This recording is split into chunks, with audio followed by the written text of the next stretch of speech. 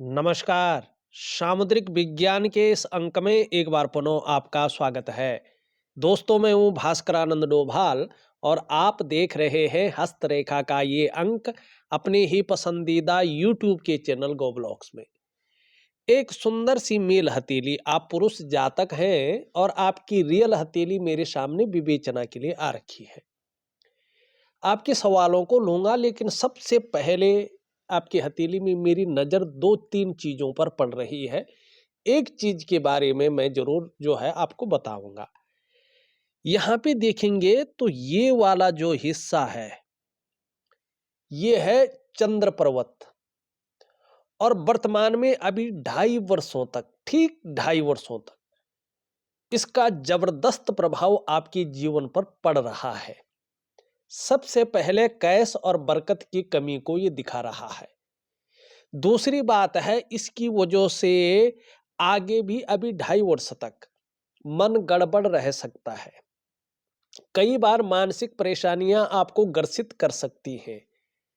कई बार ये चीज आपको बहुत ज्यादा भावुकता दे सकता है या इमोशनली थोड़ा परेशान कर सकता है। इसकी वजह से आपका मन अच्छा नहीं रहेगा। मन व्याकुल हो सकता है, मन भटक सकता है, मन उच्चाट हो सकता है। काम यहाँ कर रहे हैं, मन कहीं और गया हुआ है। क्योंकि मन से जुड़ा हुआ है हमारा डाइजेस्टिव सिस्टम सीधा।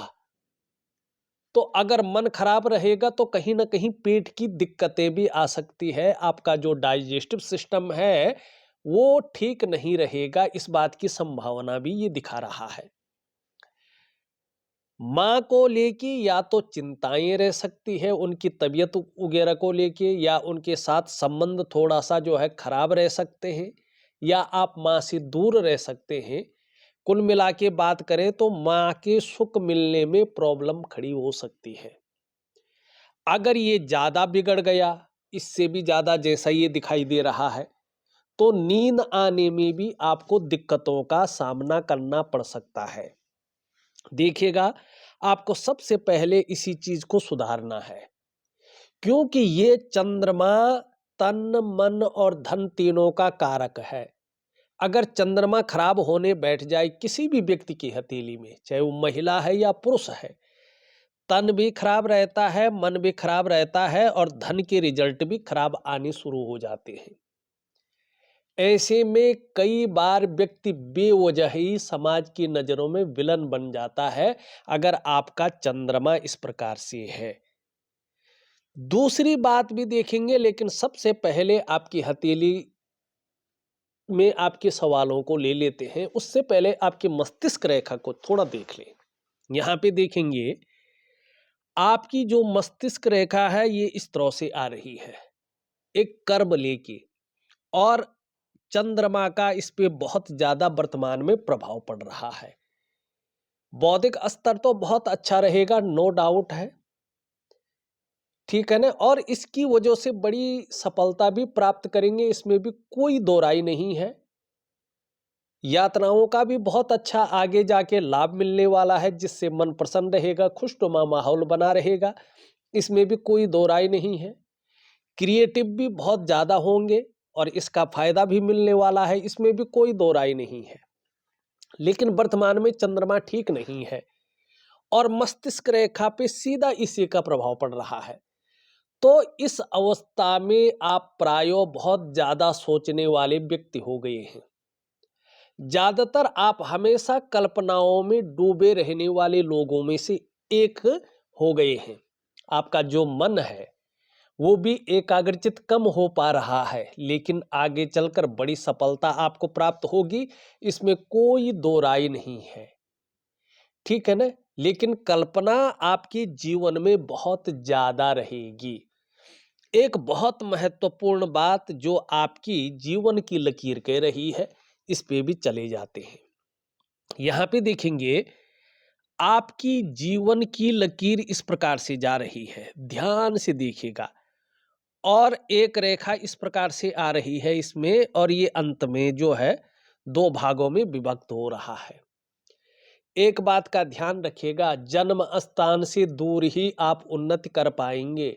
अगर जन्म स्थान में रहेंगे तो जन्म स्थान में उस प्रकार की कामयाबी को नहीं हासिल करेंगे, कामयाब नहीं हो पाएंगे।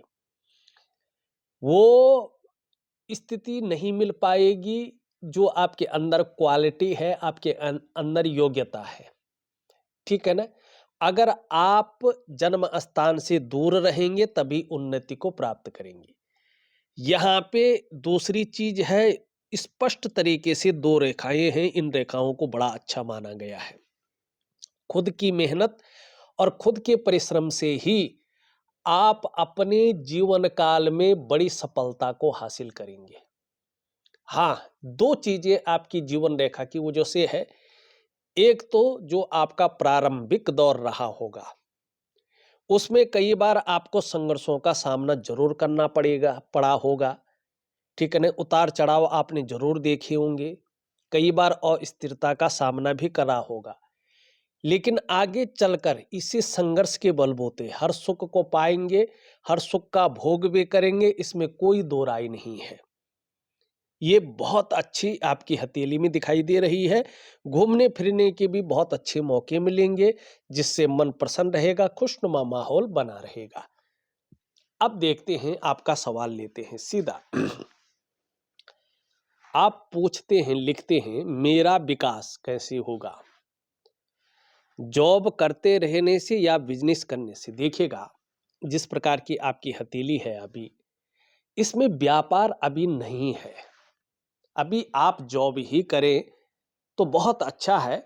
और धीरे धीरे आप देखेंगे, आपकी जो मस्तिष्क की रेखा है, यहाँ से निकल करके आपकी करियर और धन की रेखा एक बेहतरीन स्थिति में आ रही है। ठीक? और ये बता रही है कि आगे चलकर निश्चित तौर पे कुछ ही समय बाद आप देखेंगे, आपका जो करियर का मामला है, जो धन का मामला है, उसमें स्टेबिलिटी आनी शुरू हो जाएगी, स्थायित्व आना शुरू हो जाएगा और आपका ग्रोथ जो है निरंतर आगे बढ़ने वाला है, इसमें कोई दो राय नहीं है। खास करके आप यहाँ पे देखेंगे तो आपका जो गुरु पर्वत है वो पुष्ट और सुंदर अवस्था में है। अगर गुरु से संबंधित काम कर रहे होंगे, नौकरी कर रहे होंगे, तो बहुत बड़ी कामयाबी आपको हासिल होंगी। चाहे आप शिक्षा के क्षेत्र में काम कर रहे हो, इंजीनियरिंग के क्षेत्र में हो, चिकित्सा के में हो, मैनेजमेंट में हो, वाणिज्य में हो या कानून के क्षेत्र में हो। इन क्षेत्रों में ये आपको बड़ी ग्रोथ देने की स्थिति में आ रहा है कुछ ही समय बाद। अभी क्यों नहीं है?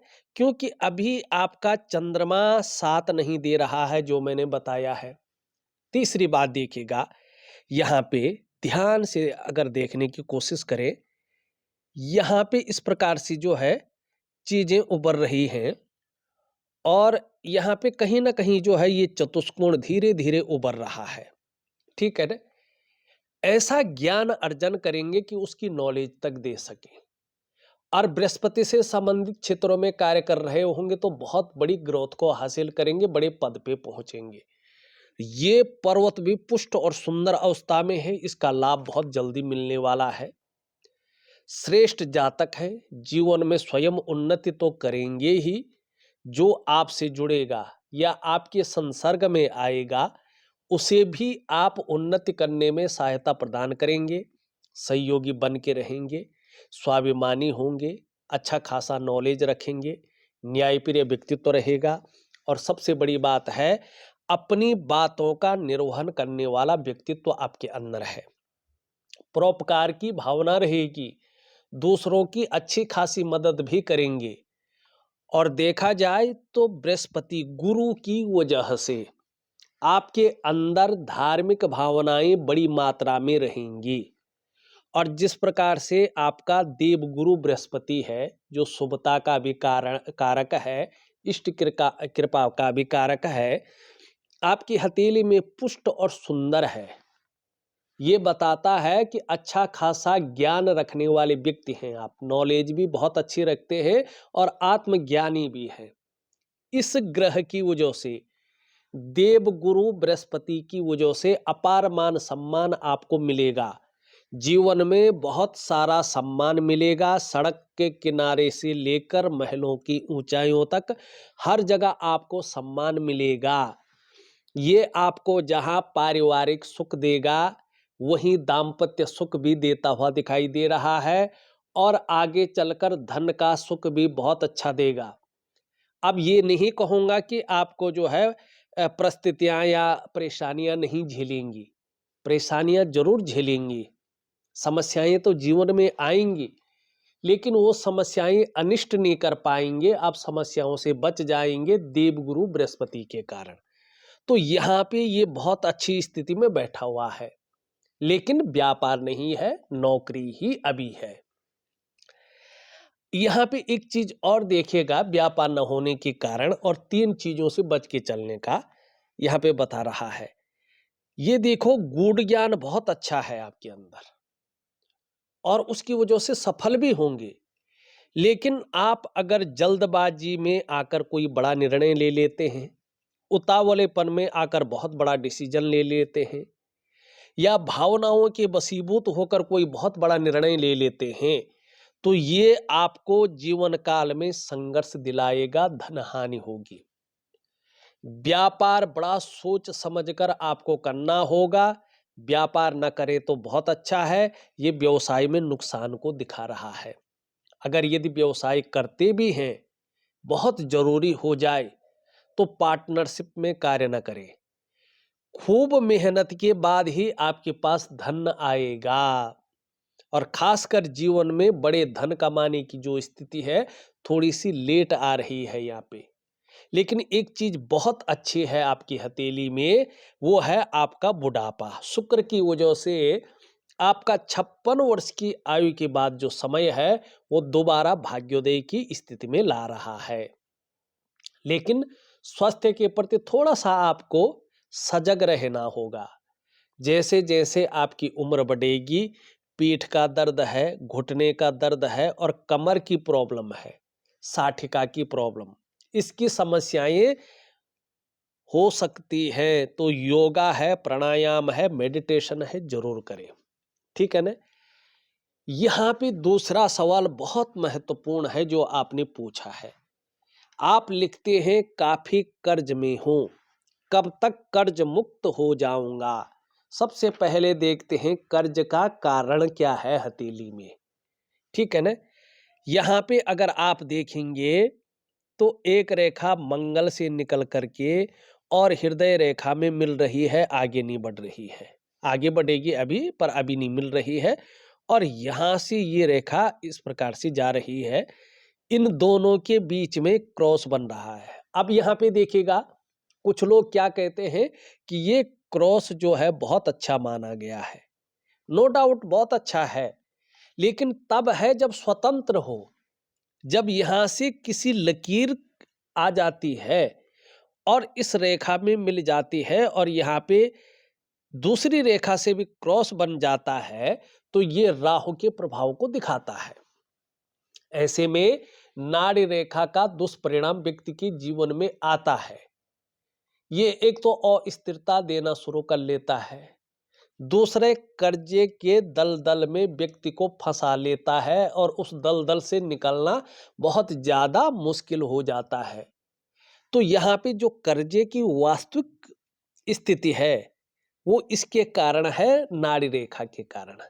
अब दूसरी बात देखेंगे, यहाँ पे यहाँ पे अगर आप ध्यान से देखेंगे, इस प्रकार से जो है रेखाएं बनती हुई दिखाई दे रही हैं, किस पे? सूर्य पर्वत पे।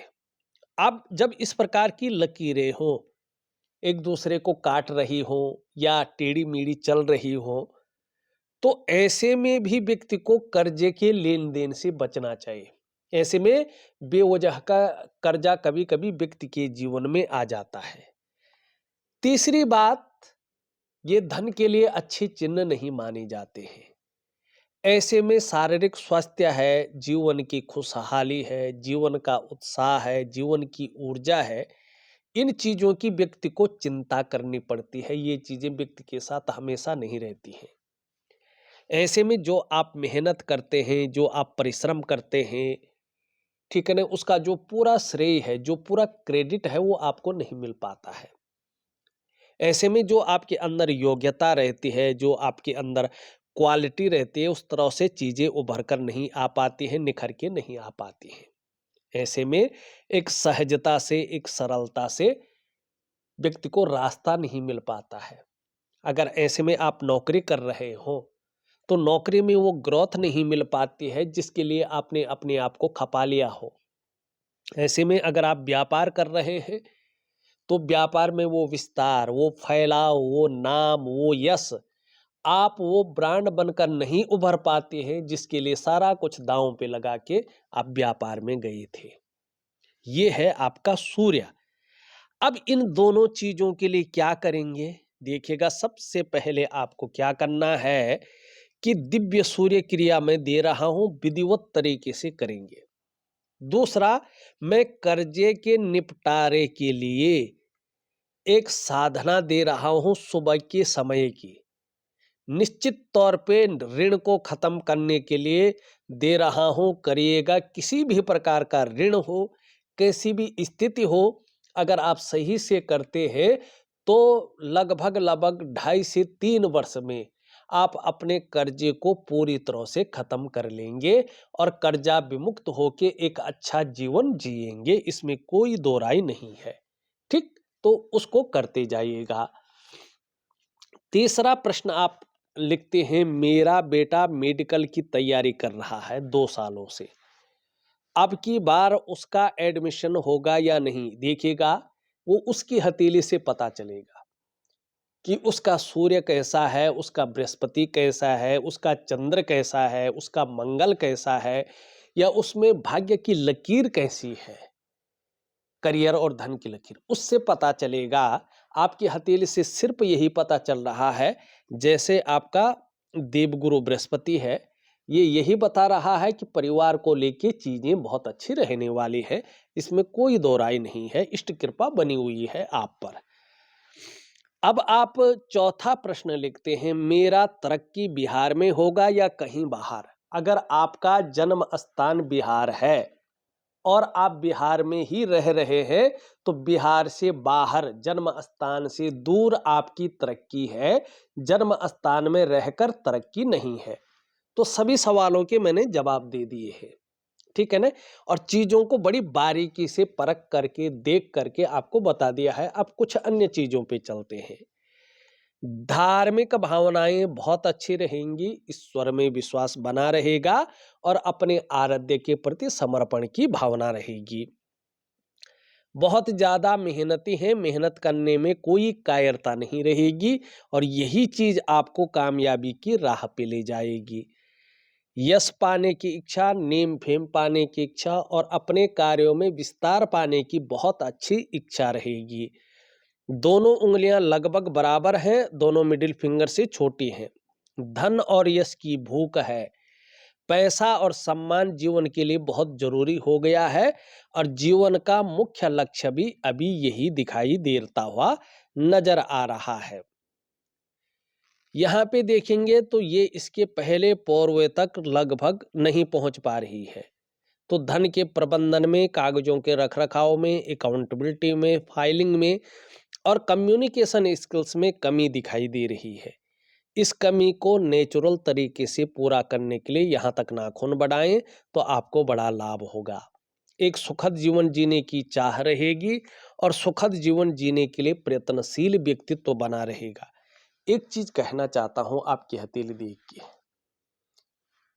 मार्क नहीं करूंगा लेकिन जरूर कहूंगा, या तो आपको अपने घर का सुख मिल गया होगा या अब मिलेगा, लेकिन आपके भाग्य में अपने घर का सुख है और इस सुख का भोग आप करेंगे ही करेंगे, चाहे 56वें वर्ष के बाद करें, लेकिन करेंगे।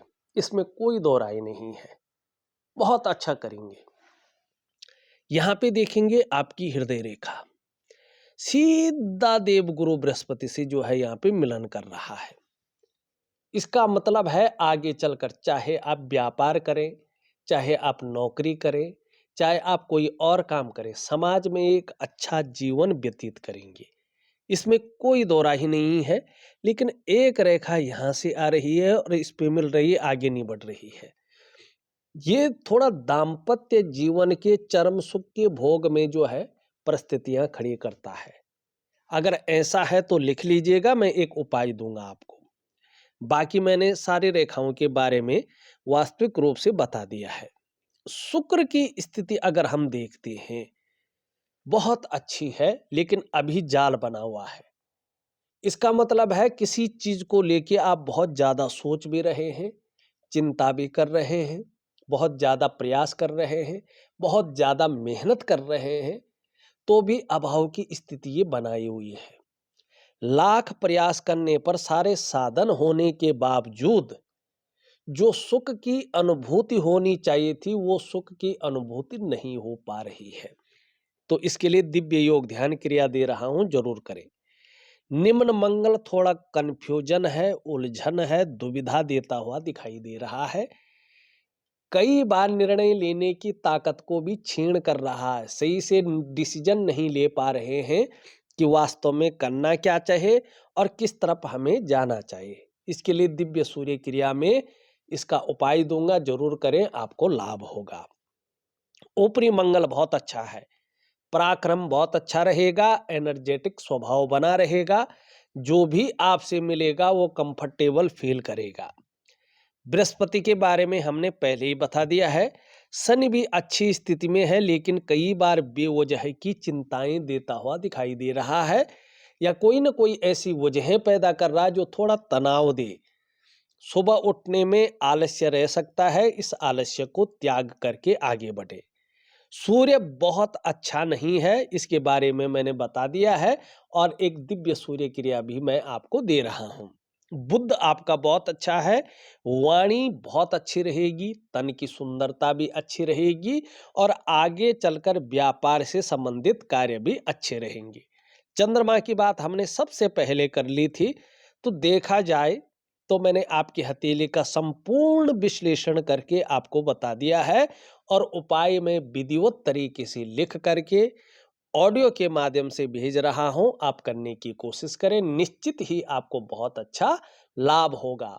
तो इस वीडियो में बस इतना ही। एक नई वीडियो के साथ पुनः उपस्थित होऊंगा, तब तक के लिए नमस्कार।